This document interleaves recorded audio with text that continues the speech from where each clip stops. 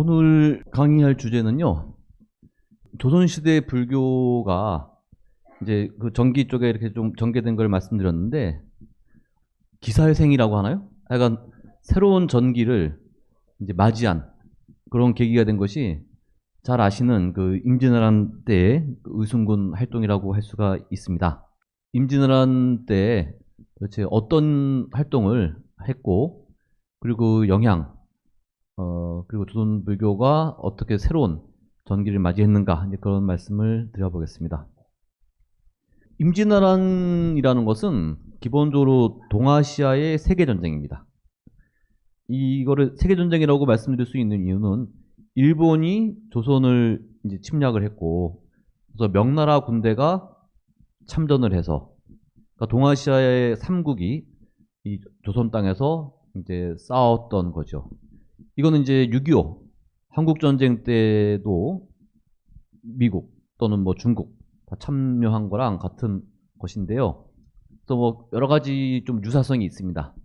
쉽게 말하면 우리가 6.25 이후에 이제 미국에 대해서 그 우리를 나라를 구해줬다라는 생각을 했듯이, 저 때도 명나라에 대한 그런 은혜 이런 걸 뭐 생각을 하게 됐고, 그러는데 조선이 1392년에 개국을 했지 않습니까?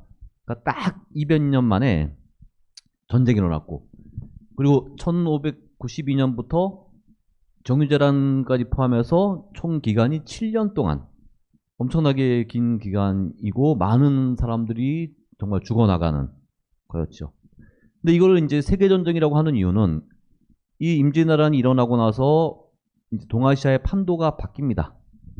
아시다시피 중국에서는 명나라를 대신해서 만주에서 여진족의 그 누르하치 후금이 등장을 했고, 그래서 이후에 조선에 대해서 그 중국을 치기 위해서, 이 후방을 안정시키기 위해서 이제 정묘호란도 일으키고, 나중에 청을 이제 1636년에 청나라를 세우면서 병자호란, 그래서 인조가 이제 남한산성으로 들어가서 항전을 하다가 결국 삼전도에서 항복을 하면서 이제 청이 조선에 대해서 4대 군신 관계를 맺으면서 있었고, 사실 명나라는 실제로는 농민 반란에 의해서 망했는데, 그러면서 이 만주에 있던 청에서 군대를 보내서 산해관을 무열로 넘어가서, 그래가지고 이제 명을 그 중원을 차지하는, 그러면서 명에서 청으로의 전환, 이거는 앞서서 몽골 때 원나라에서 그 한족이 세운 명나라로 바뀌는, 이제 그것과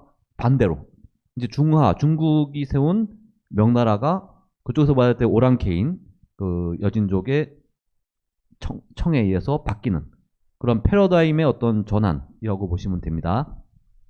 그리고 일본은 도요토미 히데요시가 이제 임진왜란을 일으켰지만, 도요토미 히데요시가 죽으면서 바로 이제 전쟁이 끝나고, 그러면서 그쪽에서 조선의 군대를 보내지 않고 있었던 처세의 달인이라고 하는 도쿠가와 이에야스가 도요토미의 아들을 이제 물리치고 일본을 제패하면서 에도 막부를 세우는 게 1603년. 그러니까 전쟁이 끝나고 몇 년 후. 그래서 이제 조선은 조선 후기 체제로 가지만, 옆에 있는 나라들은 중국은 명청 교체가 이후에 일어나고, 일본도 100년간의 전국 시대를 이제 끝을 보고 결국은 오다 노부나가, 도요토미 히데요시, 그리고 와서 도쿠가와 이에야스에서 에도 막부가 생기는 그러한 굉장히 큰 그 동아시아 세계의 큰 전환점, 변동이 있었던 시기입니다. 옆에 있는 지도는 임진왜란 때 이 빨간 줄을 보시면은 일본군이 평양까지 가고, 저쪽에서 강원도에서 함경도까지 끝까지 올라가고, 그래서 선조의 아들 임해군도 생포하고 뭐 그런 일들이 있습니다. 그래서 저 함경도에서 그 일본군과 맞서서 싸워서 이긴 그래서 북간 대첩비라고 해서 전쟁에 이긴 비를 세워놨어요. 근데 그게 나중에 식민지 때, 일제강점기 때 그 이제 꼴보기 싫으니까 일본에서 그걸 가져갔어요. 그래서 도쿄에 야스쿠니 신사라고 있잖아요. 그 호국 뭐 이런, 거기 뒷마당에다가 놔뒀다가, 전에 아마 노무현 대통령 때인가 그때 이제 다시 환수를 해가지고, 그때 이제 남북 관계가 좀 좋을 때라서 북한 쪽에 함경도로 다시 돌려주는 그런 일이 있었는데, 그게 저 함경도에 올라갔을 때 생긴 일이고, 그리고 여기 보면은 뭐 이순신 장군부터 아시는 뭐 고경명, 뭐 김천일, 곽재우 뭐 이런 의병장 이름들이 있고 진주성의 김시민도 있고 막 있지 않습니까? 행주대첩의 권율. 여기에서 이제 이게 이제 교과서적으로 나오는 지도인데 사실은 유정, 사명대사, 휴정, 서산대사가 있지 않습니까? 이제 의승도 이 의병만큼이나 큰 활약을 했다라는 거를 이 지도에서 볼 수가 있죠. 또 영주대사 이름도 있고요. 자, 일본은 가도 임명. 가도는 길을 빌린다는 거예요. 임명은 명으로 들어가는 길을 빌린다. 또는 이제 요동으로 가기 위한 길을 빌린다. 라는 걸 명분으로 조선에게 그냥 길만 빌려달라 하는 명분으로 하는데 총 동원 인력이 20만 명. 엄청나게 많은 인원이 이제 총 동원 인원인데 1592년 4월 13일 날 그 부산 쪽에서 산 위에서 정찰병이 보니까 저쪽 대마도 스시마 쪽에 바다가 시꺼멓게 덮여 있는 거예요. 일본의 군선이 대규모의 군선이 오고 있는 거예요. 그래서 지금 아시다시피 부산은 당시 부산진이라고 조그맣게 있고 원래 동네가 큰데 동네 부사 송상원 그리고 부산진 이제 첨사 정발이 싸우다가 뭐 당연히 중과부족이에요. 그래서 그냥 장렬히 전살하고 그러면서 일본이 세 군데 길로 이제 진격을 합니다. 그래서 이제 충청도로 가로질러서 바로 오는 거, 그 다음에 강원도로에서 저쪽 위로 올라가는 것부터 해서 이제 세 길로 또 이제 전라도 쪽으로 해서 세 길로 떠나는데 문제는 거의 못 막아요. 네. 이유가 뭐냐 하면은 200년 동안 평화기였어요. 조선은 세워지고 나서 저쪽 북쪽에서 여진족이랑 뭐 가끔 뭐 있지만 대규모의 전쟁이 한 번도 없었어요. 200년 동안. 그리고 우리가 알다시피 주로 중국 유목민 쪽에서 북쪽에서 쳐들어왔잖아요. 몽골이든 옛날 거란이든 다. 그러니까 평안도나 이제 저 위쪽에는 산성부터 해서 이 방어 군대부터 잘 해놨는데 이 남쪽에는 뭐 옛날 신라 때 외구 뭐 오고 고려 말에 외구들은 그냥 노락질하러 오는 거지 정식 군대로 막 오는 건 아니니까 어쨌든 이 남쪽에는 성이나 군대나 이런 거를 잘 이렇게 해놓지는 않았던 거예요.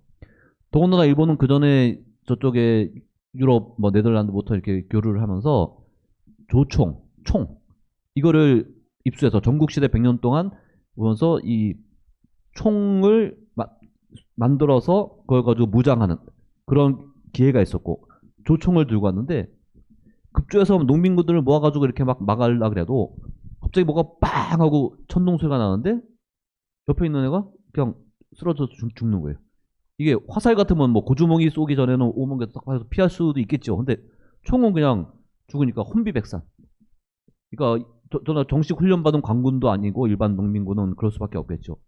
그러면서 막말로 파죽지세, 네? 대나무를 탁 쪼개듯이 그냥 명령이 오는데 그 소식을 듣고 당시 뭐 봉화도 있고 하지만 보통 한 당시 전달되는 것이 뭐 말 달리고 해도 한 3일 정도 걸린다고 해요.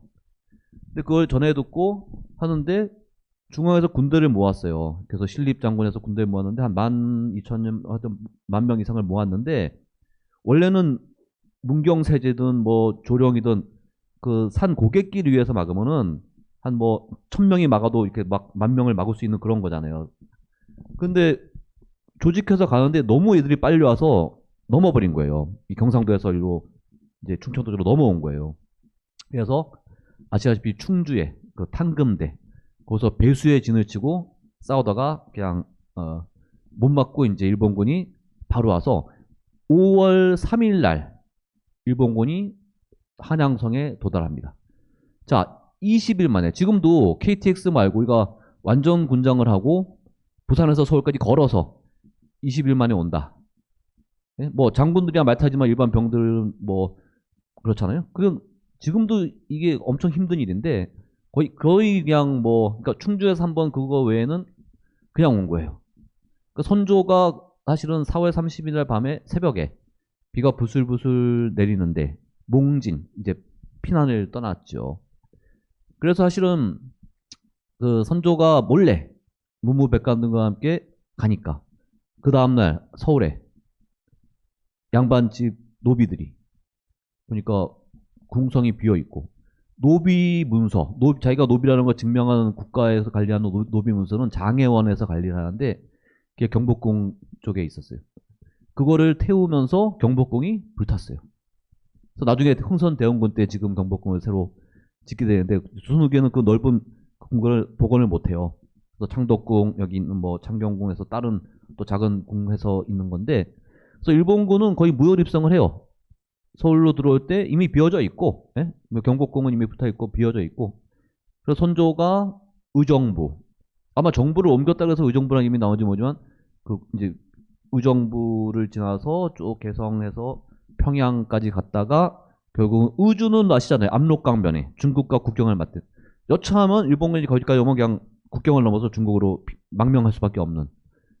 사실 그런데 그것도 이해될 만한 게 일본은 원래 국내에서 전쟁할 때는 그 다이묘 뭐 있고 하여튼 우두머리와 밑에 가신들이 있고 사무라이들끼리만 전쟁해요. 일반 사람들은 뭐 특별히 관계없고, 그러니까 적의 수장만 잡으면 되는 거죠. 그래서 일본군은 이제 그래서 선조만 잡으면 된다 해서 오는 건데, 선조가 잡히면 사실은 조선은 끝나는 거라서, 사실 우리가 6.25 때 뭐 이승만도 도망갔다가 이제 국민 여러분 안심하세요 했지만 사실은 자기는 도망가고 서울이 그냥 갑자기 인민군이 오고, 근데 사실 그때 안심하라고 할 때는 대구까지 가 있었다 그래요. 근데 각하 너무 멀리 오셨어요 해서 나중에 대전으로 이제 똑같은 거예요. 선조나 이승만이. 하지만 문제는 잡히면 끝나니까. 그래서 특히 왕정 시대에는 그 국왕은 그래서 갔는데 거기서 계속 이제 명나라에 그 구원 요청을 해요. 근데 명나라는 이제 사신들 상인들을 통해서나 이미 정보를 가지고 있어요. 근데 이 일본에서 조선으로 오는데 그쪽 명부는 길을 빌려서 명을 치겠다는 거니까 굉장히 경계를 하는데, 문제는 20일 만에 이 수도가 함락됐다는 얘기 듣고 중국에서부터 옛날에 그 수나라 양제 뭐 문제에서 뭐 백만대군, 당나라 태종, 또 몽골, 고려가 거의 30년 동안 맞서 싸우고, 어떻게 그런 나라에서 이 일본이 군대를 보냈다고 해서 20일 만에 수도가 함락될까? 얘들이 짜고 치는 게 아닐까? 여러 가지 그런 논의들이 있었어요. 그래서 일부 6월 달에 어쨌든 뭐 SOS를 치니까 한 3천 명 정도를 슬쩍 보냈어요. 근데 이제 일본군이 평양까지 올라오고 거기에서 지니까 그래서 얘들 일본이 세고 나와서 장난 아니구나 해서 결국은 그해 12월에 돼서야 이호송이 이끄는 명나라군 본진 5만 명이 이제 오게 됩니다. 근데 그 사이에, 그러니까 보세요. 5월 3일 날 일본이 서울 왔고 그다음에 6월에 이제 평양까지 왔는데 음력이에요, 음력. 음력 6월이고 그다음에 가을이잖아요. 곡식 수확이 나잖아요. 그럼 일본 군대가 보세요. 모든 군대는 군량미를 먹을 게 있어야 되니까 군량미를 보급을 해야 되는데 보급로를 의병들이 각자 일어나서 이제 끊어버려요. 보급로를. 근데 제일 중요한 게 뭐예요? 한국에서 쌀이 제일 많이 나는 데가 어디예요? 호남, 전라도. 원래는 가야 되고 거기서 곡식을 해서 그러면 군량미도 되고 되는데 그걸 누가 막아버렸어요? 네, 전라자수사 이순신이 그냥 경상도부터 일본 애들이 뭘 타고 왔어요? 배 타고 왔잖아요. 배를 타고 왔다는 거는 이순신이 아니었으면 배 타고 남해안에서 서해안 와가지고 그냥 와서 군대도 그럼 평양이든 이쪽까지 군대가 바로 올 수 있는 거예요. 쌀도 싣고 오고 전라도에. 그거를 이순신이 막아서 일본군이 군량미도 부족하고 또는 육로에서 뭐 끊기는데 이 배를 타고 오는 것도 막아버리고, 그것이 초기 전세에서 엄청나게 조선에게 유리한 걸 만든 거예요. 그리고 나서 좀 있다가 겨울이 되잖아요.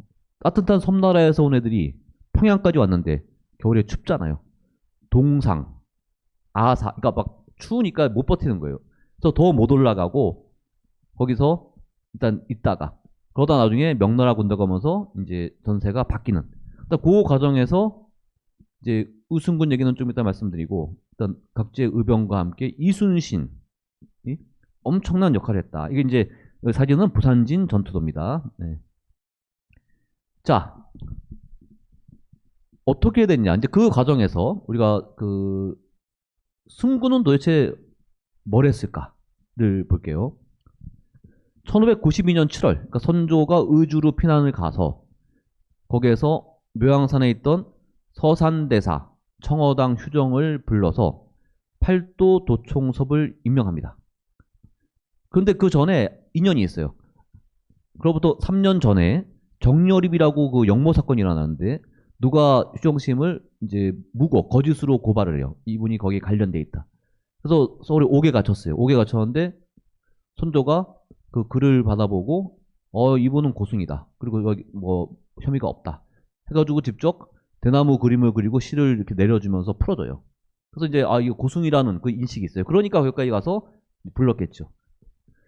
그래서 이제 불렀는데 서산대사가 선조에게 뭐라고 하냐면은 여기 써 있는 것처럼 나라 안의 승려 가운데 늙고 병들어 나설 수 없는 자들은 각자 머문 곳에서 수행하면서 전쟁에서 이겨달라고 기도하게 했습니다. 나머지는 모두 불러 모아서 종군, 군대에 종사하게 할 것입니다. 신등은 비록 그러니까 일반 양인들처럼 역을 지고 국가에 세금을 내는 그런 부류는 아니지만 이 나라에서 태어나 이제 주상, 성상의 은혜와 이 훈육을 받고 있는데 어찌 죽음을 아끼겠습니까? 목숨을 바쳐 충심을 다하겠습니다. 여기는 이제 선조가 서산대사에게 내린 교지, 왕명으로 내진 임명장 같은 교지입니다. 그러면서 이제 평안도 순안 법흥사에서 전국에 이제 경문을 보내고 그러면서 전체 한 5,000명 정도의 아까 신립장군이 강군을 모아서 충주를 갈 때 한 10,000여 명이잖아요. 그러니까 이 5,000명의 의승군은 상당히 많은 숫자인 거예요, 당시에. 그래서 항해도의 의엄, 강원도에서 유정사에 있던 사명유정, 그다음에 전라도에서 내목초영 이런 대표자들만 얘기하는 이런 의상정들이 승군을 이끌고 이제 다 모이게 됩니다. 그런데 이렇게 모이는데 8월 달에 어떤 일이 생겼냐? 충청도에서 기여영규라는 이제 스님이 의승 800명을 모집합니다. 그래서 우리가 지금 떨쳐리라는 것은 조정의 명령이 있어서가 아니다. 만일 죽음을 두려워하는 마음이 있는 자는 여기에 들어오지 마라. 그래서 자발적으로 승군을 만들었는데 당시에 이제 유학자였던 이제 조헌이 702병을 일으켰어요. 근데 거기에 함께 가담해서 청주성을 탈환했어요. 그러다가 이제 강군도 이제 모여서 이제 어떻게 대처할까 하는데 이 조헌이 좀 성격이 급했는지 저기 금산 가서 일본 애들을 치자. 물론 이제 그쪽이 이제 전라도로 넘어가는 이제 그런 거기도 하고 하니까 치는데 조금 너무 성급했죠. 근데 영주도사가 말리다가 그래도 너무 이제 이렇게 막 가자고 하니까 같이 가서 다 순국했어요. 그런데 지금은 금산에 700의총이라고 있어요. 근데 유교 국가에서 이런 일이 있어 나중에 유학자 조원과 702병만을 이제 제사를 지내고 하는 게 있어요. 최근에야 이제 불교계에서 이제 그래서 이제 의병 800까지 해서 1500의총.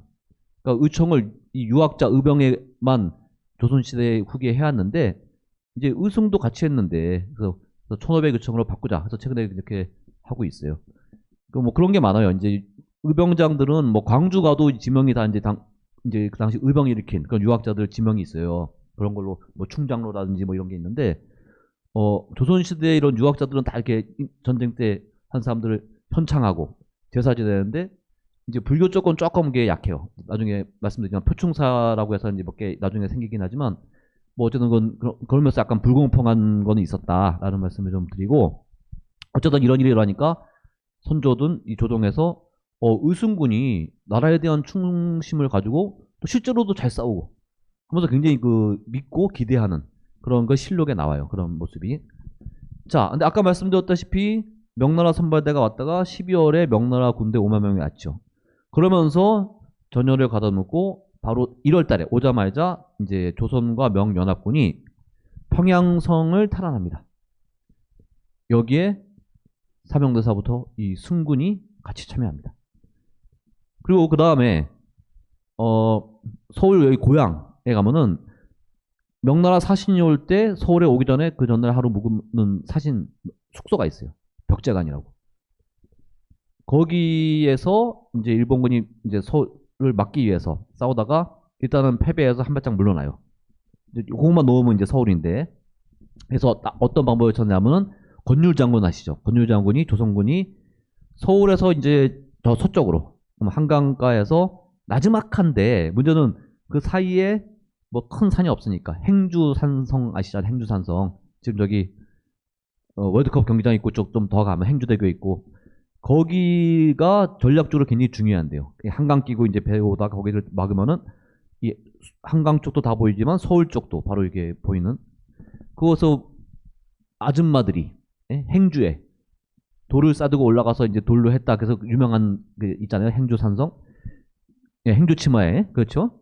그래서 그 이제 민간에서 나오는 그 전설인데 여기에 또 승군이 같이 참여해서 권율 장군과 함께 그러니까 서울을 탈환하기 전에 가장 결정적인 행주산성 그다음에 앞서서 평양성 전투에 승군이 직접 참전을 합니다.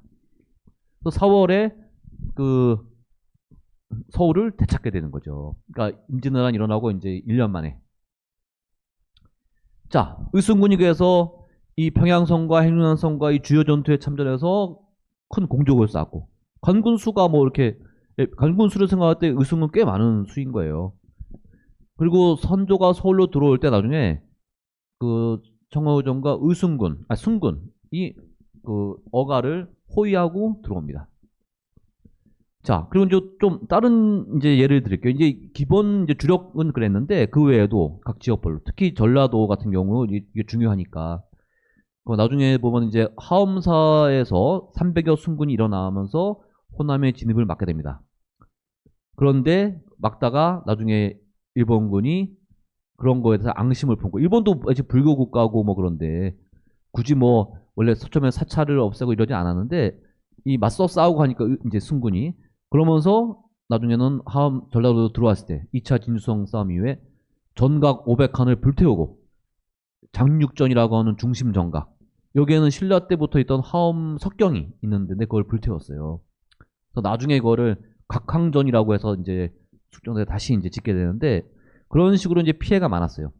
또 이제 경상도의 경우에도 그러니까 팔도도 총섭이 있고 각 도마다 총섭이 이제 두어지는데 총섭 신열이라는 분이 승군을 이끌고 그 유명한 진주성 전투에도 참여를 하고 그다음에 그 쉴 때는 승군이 농사를 지어서 군량미를 또 이제 만들고 그리고 그 각제우의 의병과 함께 거제도 전투에도 동참하는 그러니까 각지에서 승군이 이런 역할을 한 거죠.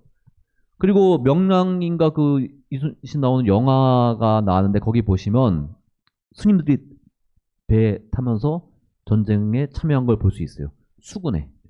전라자수영에 보통 한 400명 정도의 스님들이 승군으로 이순신 수군에 직접 참전합니다. 참여.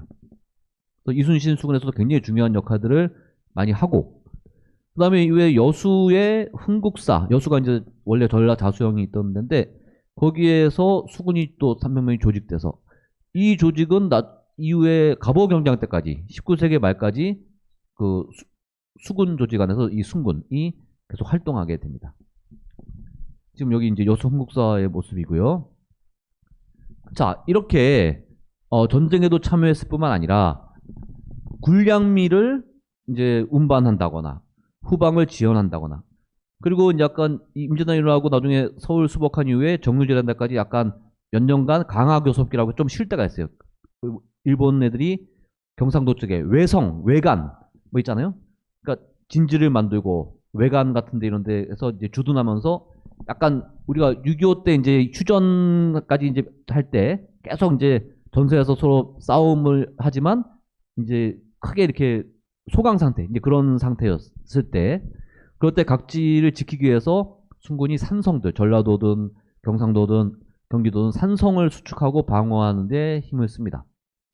또 하나 조금 중요한 거.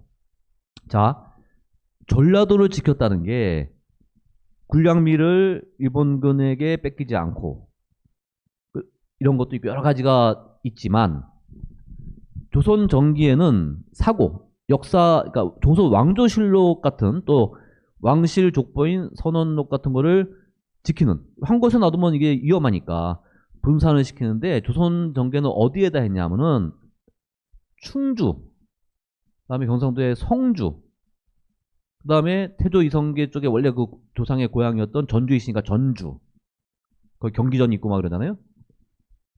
그리고 서울의 춘추관.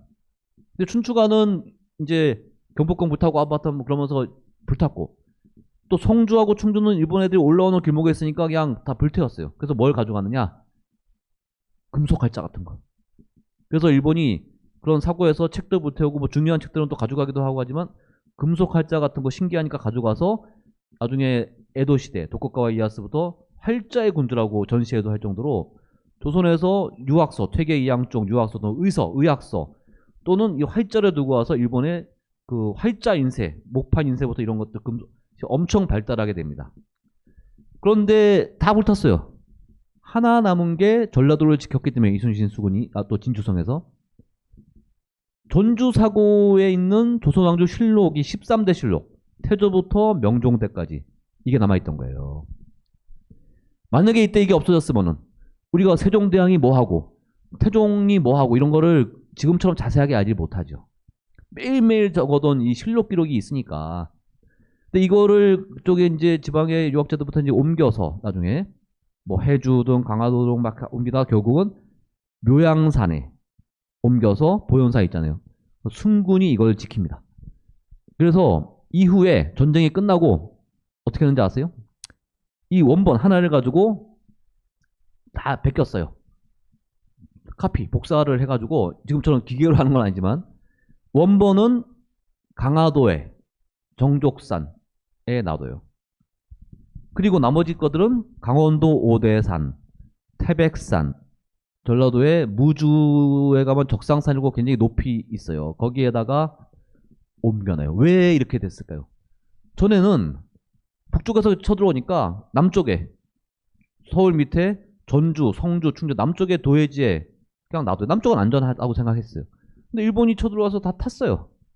안 되겠다. 이제 산속 깊이. 그래서 오대산, 태백산 이런 데 아주 적산산도 아주 깊은 데다 갖다 놨어요.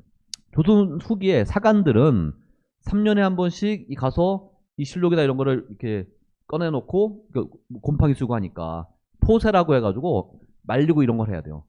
요즘 뭐라 하면 뺑이 치는 거죠. 네? 이 지금도 저 오대산 지금 KTX가 평창 가지고 지금 거기까지 가가지고 산을 올라가서 이거를 3년마다 한 번씩 해야 되는 거예요. 그 정도로 이제 일본 임진왜란 때 보고 이제 남쪽도 안전하지 않다 해서 아주 산속에. 근데 거길 또 누가 지키느냐 사고를. 전등사, 월정사, 각하사, 안구사 사찰의 순군이 이 사고를 조선 말까지 지킵니다. 네. 예를 들어서 이제 정족산 이거는 이 왕집박물관으로 왔다가 경성제도로 옮겨졌어요.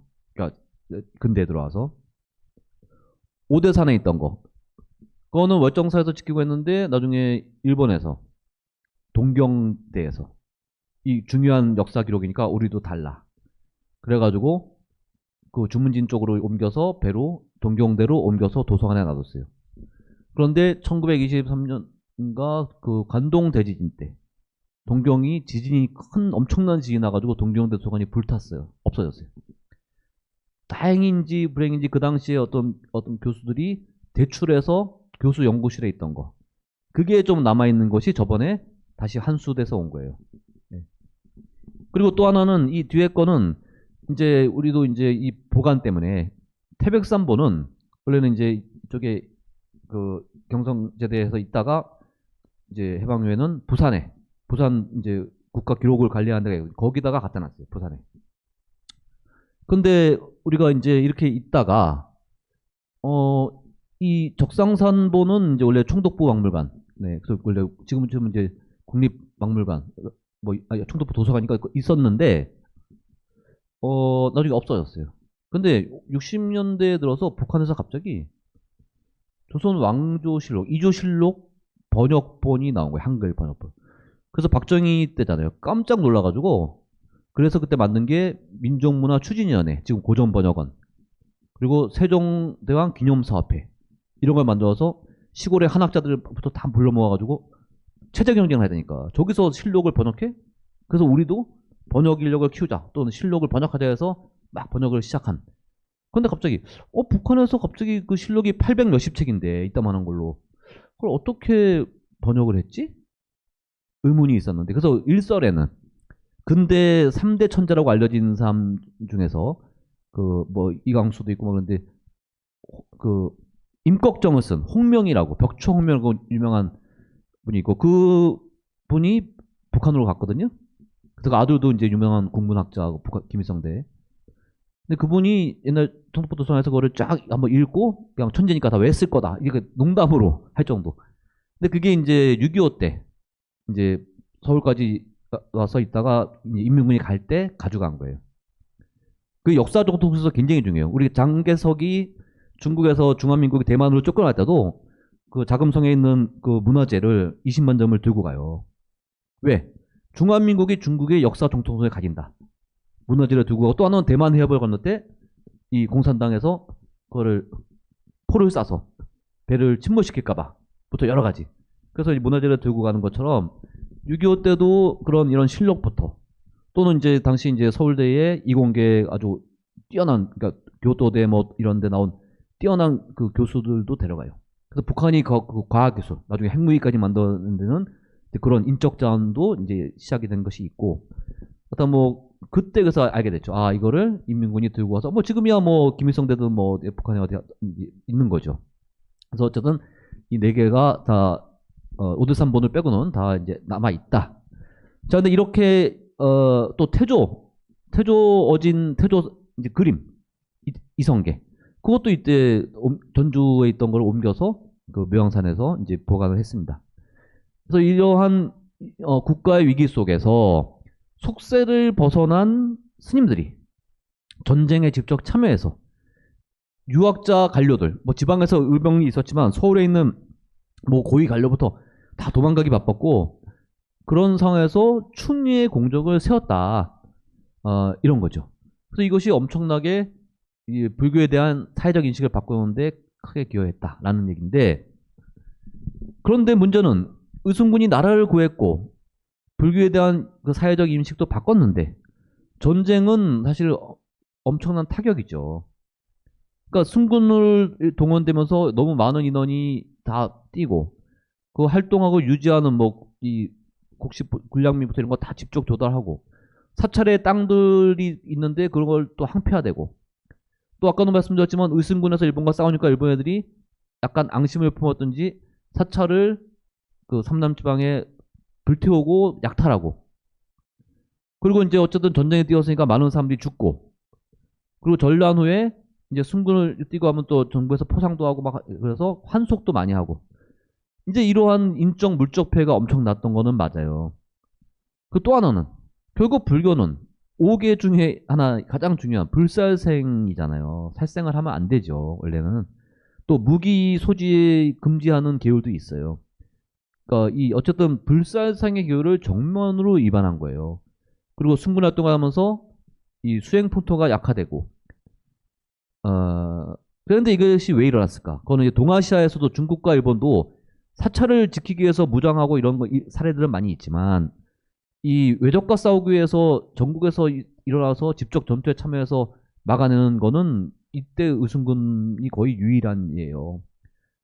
그런데 결국은 유교 국가에서 충성. 물론 이제 일본에게 나라를 뺏기고 그런 뭐 여러 이제 것도 있고 하지만 어쨌든 이 호국 나라를 지키는 것이 결국은 불교를 살리는 길이기도 하지만 결국 유교 국가에서의 충의라는 거 이제 그런 거를 이제 더 중시했다라고 볼 수가 있어요. 근데 당시에도 불교계에서 우려와 탄식이 있었습니다. 그러니까 서산대사의 제자 중에 정관이 있었던 스님은 당시 이제 좀 나이도 들고 몸이 안 좋아서 전쟁에 으슴장으로 뛰지 않았는데 뭐라고 하냐면은 법이 세하고 세상이 매우 혼란하여 백성이 안도하지 못하고 승려도 편안히 머무지 못한다. 적의 잔해와 사람의 노고를 이루다 말할 수 없다. 더욱 처량하게 느껴지는 것은 승려가 속복을 입고 종군하여 죽고 도망치면서 출가의 뜻을 잊고 계율시천을 폐하며 허명을 바라고 돌아오지 않는 것이니 장차 선의 기풍이 멈추게 될 것이다 라고 했고 또 다른 수용스님의 제자 청맹인호 스님은 참상과 전쟁이 날로 심하고 부역이 해마다 더욱 압박하여 남북으로 갈리고 산중에 희비가 끊어져 병통이 이루다 말할 수 없다 라고 현실이 실제 정말 힘들었던 거죠. 뭐 일반 백성도 그렇지만 이제 승려들도 마찬가지였다. 그래서 전란 후에 실제로 직책을 받고 한속한 승려도 적지 않았다라고 보시면 됩니다. 자, 그럼에도 불구하고 의순군의 활약으로 이제 고위 승려, 그러니까 우리가 아는 서산대사, 삼양대사 그 위상이 높아지면서 불교의 입지가 강화되고, 그러다 보니까 이 전쟁 중에서도 이 유학자 고위 관료들이 이거 불교가 너무 세지겠다. 그래서 이거 직승 이 권한이 너무 많다. 막 말도 타고 다니면서 막 그러면서 이렇게 가다가 원래는 그 팔도 도총섭이 아니라 옛날에 조선 전기에 선종 교종 제일 높은 승직이 판사였잖아요. 근데 경국대전에도 실려 있고 그러다가 이제 나중에 없어지면서 그 문정왕후가 명종대에 새로 이걸 복원했다가 이제 끝났다고 했잖아요. 그때 승과 출신이 이제 청와대사, 삼양대사 뭐 그러는데 그런데 이때 이거 다시 옛날처럼 선종 교종을 다시 세우는 거 아니야? 불교를 다시 공식화하는 거 아니야? 하면서 우려를 해요. 그래서 할 수 없이 팔도 도총섭, 총섭 이런 직책으로 하면서 물론 그럼에도 불구하고 이제 선가첩이라고 해서 약간 도첩 같은 거 비슷한 것도 하면서 승려 자격을 인정하는 것도 내리고 뭐 이렇게 포상도 하고 많이 합니다. 자, 그러면서 이제 어쨌든 이 국가의 위기 속에서 속세를 떠난 스님들이 자발적으로 나라를 위해서 싸웠고 사대부 유생보다 더 큰 공적을 쌓았다. 그래서 이전부터 정도전의 불시자부터 부모를 버리고 출가하고 나라를 위해서 아무것도 하지 않아서 충을 저버렸다라고 비판을 받아온 것이 싹 씻긴 거예요. 효에 대해서는 뭐 계속 이제 했고 충에 대해서도 나라를 위해서 목숨 걸고 싸웠는데 이제 그래서 윤리적 비판에서 이제 자유로워졌다라는 겁니다. 우리가 전에 한번 말씀드렸지만 지난번에 나중에 영조대에도 밀양의 표충사, 삼영대사, 그다음에 정조대에 그 해남 대흥사의 표충사, 또 북한 쪽에 묘양산에 그 청와대사가 있던 보현사의 수충사, 그 충의를 현창하면서 나라에서 사액선을 내려줘서 현판을 왕이 써주는 거죠. 지원을 해서 향사, 재앙을 제사를 지내게 하는 거를 국가에서 공인해주는 그런 것들이 나중에 생겨납니다. 그래서 여기 정조의 서산대사 화상당명을 보면은 지난번에 짧게 소개해드렸지만 결국 불교에서 제일 중요한 거는 자비다. 근데 이제 이 서산대사가 임진왜란 때 자비를 발현해서 국난을 구제하고 백성을 살리고 그 불교의 자비를 실천했다. 그래서 이거를 국가에서 포상한다, 현창한다. 그렇게 정조가 직접 쓴 글이 남아 있죠. 자, 근데 여기서 이제 우리가 구축으로 이제 승군 활동을 했는데 한 가지 그 사명대사 유명하잖아요. 네? 사명대사 도대체 뭘 했을까? 아까 말한 의승군 활동만 말씀드렸는데 800명을 이끌고 강원도 금강산에서 거병을 합니다. 그러다가 이제 서울 수복회에 청와대사가 나이가 70이 넘고 연로함을 이유로 물러나면서 이후에 팔도 도총섭 주책을 맡고 승군을 이끕니다. 직접 평양성부터 다 전쟁에 참전도 하고 또 산성 수축, 뭐 경상도부터 각지에 이런 것도 합니다. 그래서 국가에서 정삼품 당상관의 그 직을 내립니다. 물론 이게 뭐 실제 그런 실직은 아니지만 내립니다. 근데 이분이 뭘 했느냐? 그 아까 말한 강화 교섭 기간에 울산에 있던 가등청정 가또 기요마사의 적진으로 가서 적진을 이제 탐색을 하러 갑니다. 왜 그랬느냐면은 당시 일본의 그 여러 장수 중에서 이제 소소행장이라고 해요. 소소행장. 그 고니시라는 사람하고 이 가등청정 가또하고 사이가 별로 안 좋았어요. 둘이 좀 다른 사람도 있지만 어쨌든 그 대표자 그 장수 중에서 둘이 안 좋았는데 이 고니시는 소소행장은 천주교죠. 어떤 천주교 기독교 다이머예요. 무슨 얘기하면 그 전에 그 일본이 서양과 교류하면서 이 천주교가 들어와요. 그래서 막 신자가 엄청 많이 생기고 근데 도요토미 히데요시가 그것이 너무 세력화되면 안 되기 때문에 고니시도 천주교 다이머인데 18,000명의 천주교들을 모아서 고니시 군대를 조직해요. 천주교 군대. 그러니까 조선 가서 싸우고 그냥 세력을 약화시키기 위해서.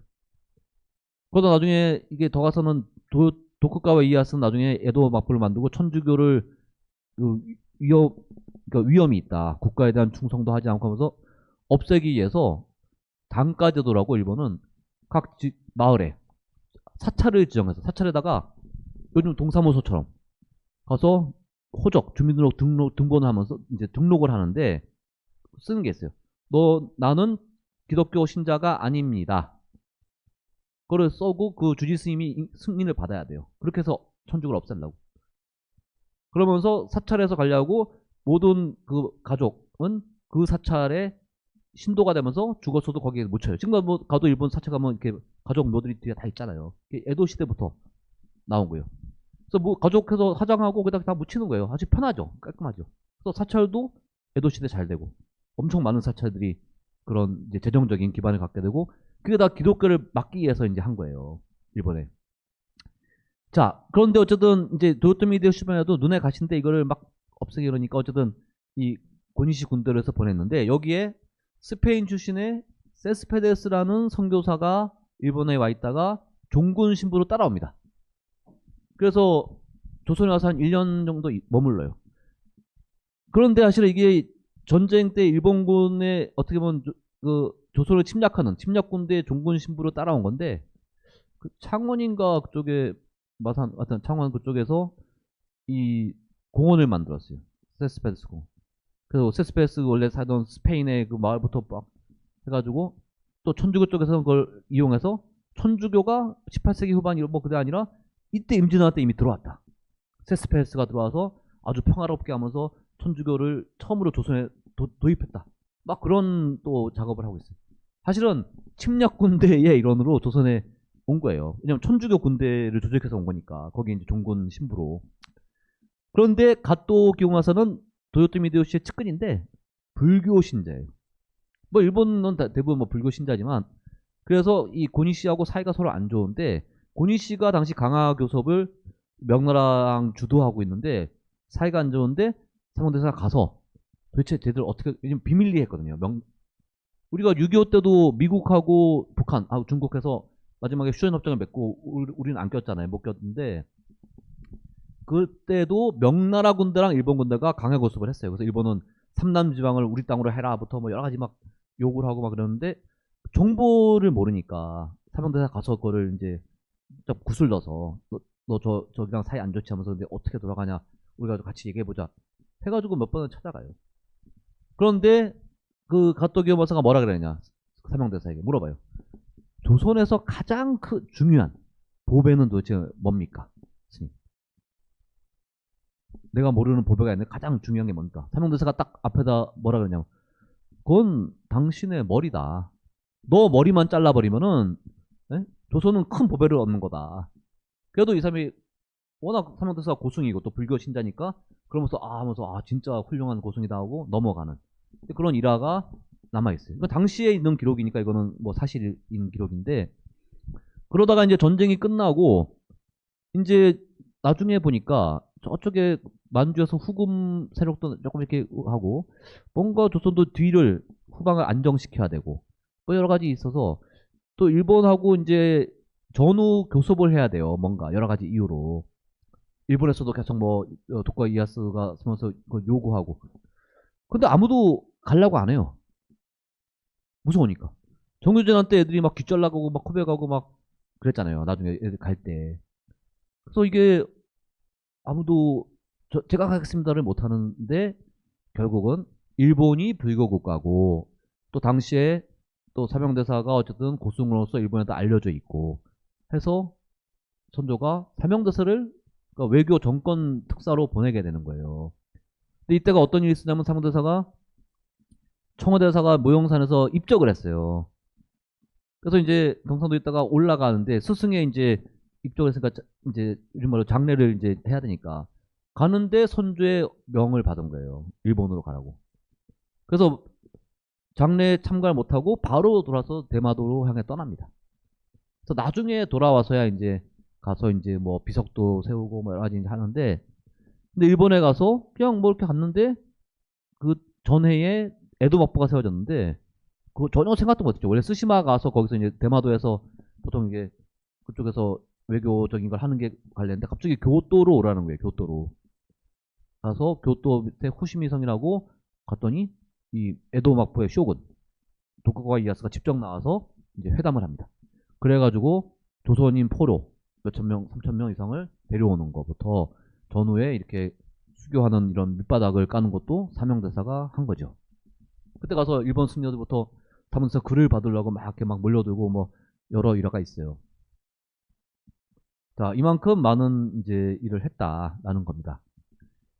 이후에 정묘호란 때도 평안도에서 허백명조 스님이 의승을 일으켜서 거기서 막는 데도 힘썼고, 병자호란 때도 있습니다. 지금 평안도 안주에서 이 당시도 몇천 명의 스님들이 해서 정묘호란 때 그랬고, 병자호란 때는 인조가 저기 남한산 가가지고 그 중에서 이제 스님들을 해서 산으로 몰래 이렇게 저 반대편으로 내려가게 해서 각지에 가서 그 관군부터 이제 의병을 일으켜달라는 그런 걸 보내는데, 벽암각성 스님이 이 원래 팔도 도총섭으로서 남한산성을 처음에 지을 때 그때 했던 분인데, 그때 인조 때 남한산성을 승군을 동원하고 해서 지어 놓으니까 병자호란 때 원래 강화도로 가려 그러다가 청나라 군대가 미리 선발대 모여서 저쪽을 막는다는 얘기를 듣고, 원래는 비빈부터 원선부터 다 강화도로 원래 보내놨다가 갈로 가다 망한다 얘기 듣고 돌려서 간 게 남한산성인데, 이미 지어놨으니까 가능했던 거고, 가다가 유명한 일화가 있잖아요. 가는데 이 정심을 해야 되는데 바쁘니까 누가 길에서 죽을 올린 거예요. 진상. 그래서 마을에서 그 진상을 받은 게 말죽거리 양재동, 원래 말죽거리라고 했잖아요. 그때 나온 일이에요. 서울에서 이제 근로해서 지금 현재 말죽거리 양재역 글로 지나서 남한산성으로 가는 거니까 거기서 이제 지명이 나왔는데 급하게 간 거죠. 근데 어쨌든 그래서 그걸 받고 이 벽암과선 스님이 우리 승려들도 국왕의 신민이며 또 널리 구제하는 것을 우리 불교의 종지로 삼으니까 나라는 이 위급하니 차마 다시 할 수 없다 해서 전라도에서 순군 3,000명을 이끌고 항마군, 이 마귀를 이제 항복시키는 그런 군대를 주축해서 올라가는데, 이 소식을 듣고 호남의 강군과 이 승군이 온다는 얘기 듣고 인조가 엄청 기뻐했다고 하는데, 충청도까지 왔는데 인조가 삼전도 가서 이제 청나라 태종 이 직접 갔잖아요. 그래서 황제에게 항복을 한다는 거는 9번 절을 하고 3번을 머리를 땅에 박아야 돼요. 피가 날 정도로. 그래서 그 치욕을 당하면서 그때 이제 이경석이라는 분이 삼전도 비를 썼어요. 청나라에게 항복하는, 청나라의 압박으로. 누가 쓰고 싶었겠어요. 그러니까 눈물의 비를 쓴 게 이제 삼전도 비가 남아있는데, 총파에. 그러면서 되돌아왔다는 이제 이 벽암과성과 항마군이 그런 것이 있습니다. 어쨌든 이후에도 이 승군 전통이 이렇게 지켜졌죠. 자, 어쨌든 그 불교에 대한 사회적 평가가 바뀌고 인식이 긍정적으로 되면서 그런 것도 있고, 또 전쟁은 사람들이 막 죽어나가고 힘드니까 이 종교로서 불교의 수요가 넓어지는, 그래서 이 망자의 혼령을 위로하고 하는데, 자, 선조가 서울에 왔어요. 막 밖에 시체들이 막 넓어져 있는 거예요. 어떻게 해요? 승군을 시켜서 매장을 해요. 그렇잖아요. 저 시체들이 막, 그걸 누가 치우겠어요, 다시. 그러면서 무주고원, 그러니까 신원을 알 수 없는 사람들이, 그러니까 이 혼령이 떠도는 거 아니에요. 원래 유교는 자기 친척, 가족을 제사 지내는 거예요. 신원을 알 수 없는 사람들은 국가에서 원래 여제라는 걸 지내야 되는데 그럴 경향이 없어요. 그래서 승군, 스님들이 매장하고 천도제, 수륙제 이런 거를 하면서 그런 전사자들에 대한 그런 사후 이런 것들을 다 해주는 거예요. 그래서 이 당시 기록들 보면 이런 장례, 제사, 뭐 수륙제, 천도제 이런 게 엄청 나오면서, 또 그거 외에도 원래 불교가 옛날부터 그런 역할인데 다리, 도로 재건하고 또 광해군 때 궁궐 조성도 해주고 그런 전후 복구 사업에도 많이 참여합니다. 자, 이제 이때 이 불교 수요가 늘어난 하나의 예가 1606년 전쟁 끝나고 이제 한 뭐 10년 지나고 할 때인데, 실록에 나오는 거예요. 실록에 거사들이 도로를 수리한 다음에 이제 불교 행사로 서울 성문 밖에서 군가의 후원으로 승과 속이 참여하는 수륙대회를 개최한다. 그러니까 서울 장안에 시장, 가게가 철시하고 문을 닫고 사람들이 글로 보기 위해서 길을 막 꽉 차는, 이게 실록에 기사가 나요. 이게 사회 문제처럼. 그러면서 일반민은 물론 사대부도 승려를 접대하고 부처를 공양하고 제혜를 베푼다. 이게 실록에서 나올 정도로 그만큼 불교가 많은 역할을 했고, 거기에 많은 사람들이 기대해서 이제 전쟁의 참상을 이겨내는 위안을 쌓게 됩니다. 그러면서 이제 이후에 또 다시 사찰이 중창을 하고 존립의 길을 모색하는데, 바로 이런 임진왜란의 의승문 활동이 불교가 계속 유지되고 전통을 계승하는데 굉장히 중요한 역할을 했다라고 보시면 되고요. 그래서 이런 의승문 활동의 대가로 이제 도촉 같은 성과 이런 걸 발급하고 뭐 하면서 결국은 전후에 궁궐 짓고 뭐 왕릉 짓고 이런데 노동력이 효율성이 있다는 걸 확인한 거예요. 그래서 쓰면서 대신 대가가 있죠. 승려로서의 자유로운 활동 또는 사찰 이제는 건들지 않는 거예요. 물론 조선 정교도 뭐 특별히 건든 건 없는데 그냥 떳떳하게 이제 활동하고 아무도 뭐 그거를 뭐라고 할 수 없는. 또 하나는 전쟁 이후에 일반 양인들이 부족해지니까 양역 국가에서 노동력을 받을 사람들이 엄청 부족하니까 이제 공인된 그러니까 정말 노동력이 인정된 그런 승려들을 썼다. 이게 이제 승역이라고 보시면 됩니다. 그래서 광해군 때 서울에 이제 군거를 새로 만들 때 인경궁부터 할 때 승군들이 뭐 천여 명씩 참여해서 이제 군거를 짓는 데도 하고 그 다음에 그 살릉역 왕이나 왕비가 돌아가시면 능을 만들잖아요. 왕릉을 거기에도 이제 뭐 동원돼서 이제 하고 그리고 중요한 건 서울을 지키는 가장 중요한 것이 남한산성 이후에 북한산성이 지어지는데 여기에 사찰들이 뭐 10개 내가 두어져서 승군이 그걸 지킵니다. 예. 그래서 승군이 이거를 의승군이라고 했어요. 의승군. 임진왜란 전통을 이어서 서울을 누가 지켜줬냐? 승군이 지켜준 거예요. 예. 그래서 이제 그것도 굉장히 사실 중요한 역할을 했던 겁니다. 그래서 우리가 이제 이 승려원 제가 오늘 구체적으로 말씀 안 드렸는데 뭐 나중에 종이 만드는 것부터 뭐 이런 산성의 승군이나 이런 거를 전에는 이 조선에서 핍박하고 억압하고 막 다 뺏어갔다 이렇게만 하면 그런 것이 아니고요. 어쨌든 하나의 그 백성으로서 국민으로서 정식으로 국가에서 인정하고 국가의 그 국역 체계 속에 승려를 넣습니다. 그래서 호적에도 집어넣고 그러면서 모든 승려가 하는 게 아니라 지방에서 있는 경상도 같으면은 뭐 어디 어느 군현에 거기에 대표 사찰 거기서 이제 예를 들면 남한산성 승군 뭐 몇 명 또는 지역 그러니까 종이 만드는 거 몇 개 할당제로 하면은 거기에 대한 거를 해주고 그러면서 존립이 인정받고 문제는 그냥 일반적으로 이렇게 뺏기는 게 아니에요. 예를 들면 출판 인쇄 목판 종이 만들고 이런 거는 유학자 문집도 사찰에서 만들고 돈 주고 사서 하는 거고 그런 거는 합천의 인사가 불났다. 조선후기 보면 웬만한데 큰 사찰이 불나면 누가 먼저 달려와서 돈을 내주냐 하면은 합천 같으면 합천 군수 나중에는 경상도 관찰사가 와서 엄청난 돈을 내고 사찰을 중창합니다. 왜? 이 절이 없으면 그 자기 그 도에 군현에 할당된 그 승역 또는 종이 만든 이걸 누가 해요? 제일 중요한 거예요. 사찰에 절이 빈다? 그건 이 수령으로서는 엄청나게 그거는 문제가 되는 거예요. 그래서 이 공적인 거 사비를 털어서라도 절을 다 지원해주는 게 이 지방관들이 하는 거예요, 원래. 그만큼 지방과 사찰 사이에 그냥 하나의 메커니즘, 관계가 있어요. 서로 윈윈하는. 불교에서는 어느 정도 그걸 해주고 그 대신 활동에 대해서 전혀 문제가 없고 그리고 지방에서는 그런 걸 통해서 이제 일반 양인들 부족한 것들을 사찰에서 통해서 하고 또 왕실 사찰 이런 데는 그런 모든 자벽을 협파한다.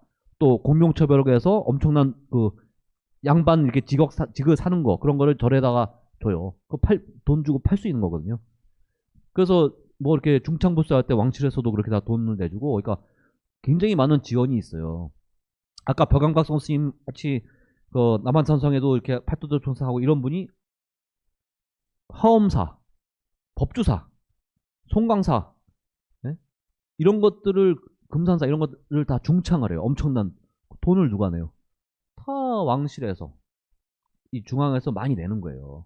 그만큼 그런 기브 앤 테이크가 있는 것이 승역이고 그러니까 물론 좀 가중하고 이런 것도 있죠. 승역이. 하지만 그 대신 어쨌든 떳떳하게 당당하게 어떤 조선의 하나의 요즘 말하면 국민으로서 불교가 활동할 수 있는 그런 것도 있었다라고 생각하시면 됩니다. 예, 그래서 어쨌든 정리하면은 이제 임진왜란 이승군 활동은 계율을 어긴 그런 딜레마가 있지만 어쨌든 종교적인 수요 기능이 또 확대되고 또 충의의 공적으로 인해서 조선에서 비판보다는 어떤 그 효율성 또는 뭔가 공을 세운 거에 대한 걸로 인식이 바뀌었고 이후에 승군과 승역 전통이 조선 말까지 이어지면서 불교는 조선의 국가 체제 안에, 전통의 안에서 당당하게 활동할 수 있었다라고 보시면 됩니다. 그리고 이제 다다음 달에는 제가 좀 개인적인 이유로 다른 분이 이제 손성필 선생이라고 조선시대에 또 이제 연구하는 아주 이제 뛰어난 이제 연구자인데, 불소하고 고승비 이런 거 잘 못 들으신 얘기들을 할 겁니다. 최소한 저보다는 젊고 잘생겼으니까. 그리고 뭐 어쨌든 이쪽으로 요즘 최근에 책도 내고 열심히 하는 분이니까요. 다음에도 좀 많이 참여를 바라겠습니다. 예, 이것으로 마치겠습니다. 예.